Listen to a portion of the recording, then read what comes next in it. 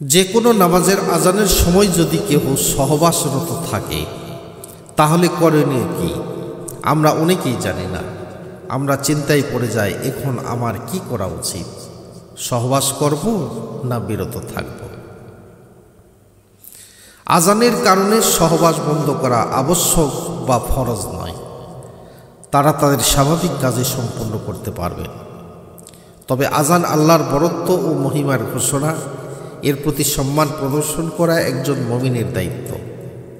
তাই সম্ভব হলে ইচ্ছা করলে সাময়িকভাবে থেমে যাওয়া এবং মনে মনে আজানের জবাব দেওয়া একটি উত্তম কাজ বা আদব, কিন্তু এটি বাধ্যতামূলক নয়। তাদের প্রধান করণীয় হলো সহবাস শেষ হওয়ার পর যত দ্রুত সম্ভব ফরজ গোসল সম্পন্ন করে পবিত্র হওয়া এবং সেই ওয়াক্তের নামাজ যেন কাজা না হয়ে যায় সেই দিকে খেয়াল রাখা। উদাহরণস্বরূপ, যদি জহরের আজানের সময় সহবাসরত থাকা হয় তবে আসরের ওয়াক্ত শুরু হওয়ার আগেই গোসল করে জহরের নামাজ আদায় করতে হবে।